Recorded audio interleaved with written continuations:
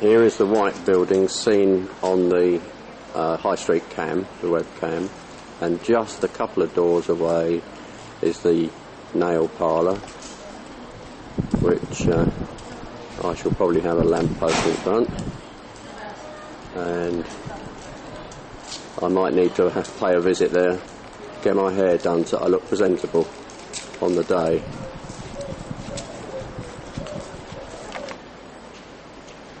There we are, hair, nail and beauty. This quiet little mews is an area which was laid aside for French Protestants living in Great Britain during the Huguenot times, and is a charity.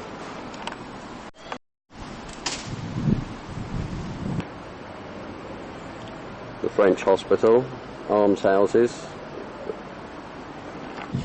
Richard Watts, again a charitable establishment intended for poor travellers. It was originally intended for 6 poor travellers.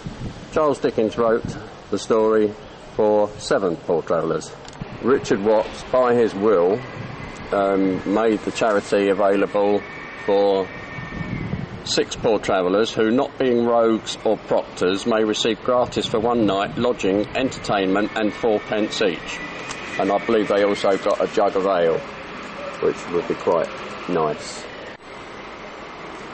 There's a tourist shop, information centre and tourist centre, which is right next door to Richard Watts' 6 Poor Travellers Hostel, and this building contains souvenir items, information about the area which you can get. This little garden is quite a peaceful little place to stop, actually in the high street, and it is in front of the mainly Norman cathedral.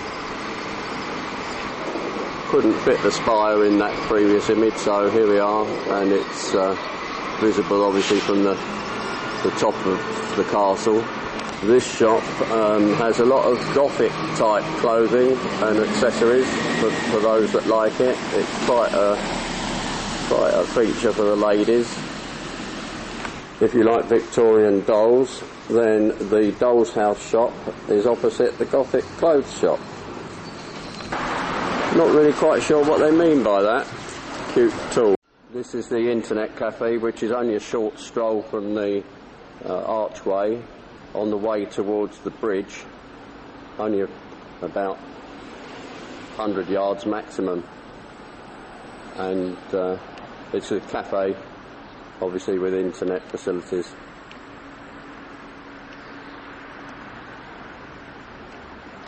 Here's the museum, which is housed in a 17th century Guildhall, and the adjacent Medway Conservancy board housing many interesting items, including a full-scale reproduction of a Medway prison ship hulk of the Napoleonic era,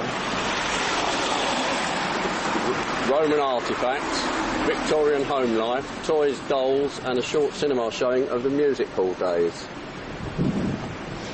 The weather vane on top of the museum building is of particular merit, and if the wind would blow it a little bit, we'd see that it's a galleon. Somewhere up there was a camera obscura from which you could see all around, up the river Medway. Towers. Then the fat of 40 pigs was burnt in the mine to weaken the pit props, and the corner of the tower collapsed, leading to the eventual recapture of the castle by King John's men. The tower was repaired as a round tower, the other 3 remaining square. The Tour de France, a bicycle race, is going to take place. One of the roads it travels up is Bowley Hill between the castle and the cathedral, and that's Sunday, about a fortnight before the concert. Another view of the cathedral.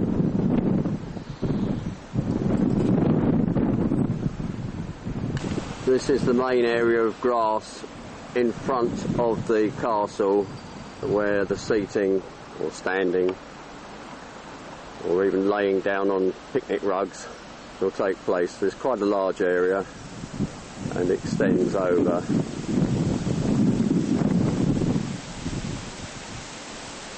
A view of the marina from close to the tower, from the curtain walls of the castle, many of which remain, and I'm now panning slowly in the gales towards the steel Rochester Bridge, and I got blown away. I'll try that one again. Steel Rochester Bridge and the remains of some of the castle curtain walls.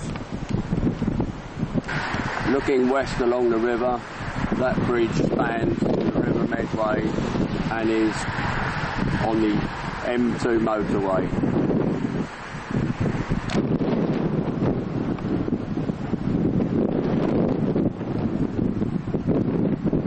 By golly, it's windy.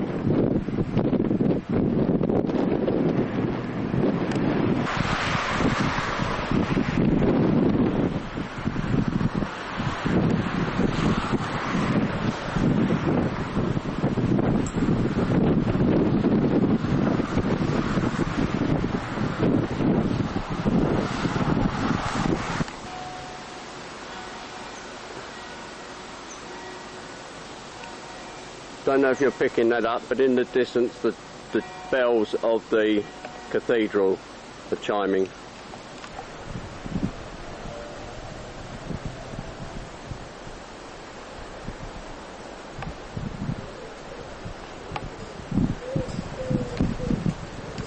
One more pan around the site where the castle is.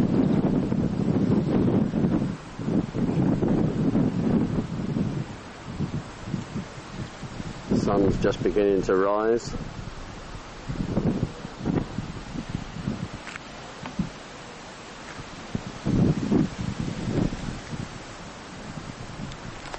The castle's currently undergoing some conservation work.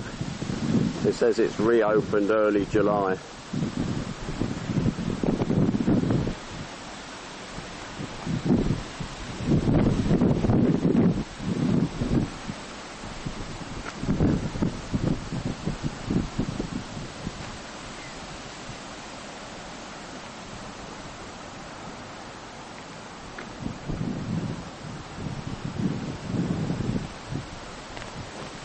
And that's gone full circle.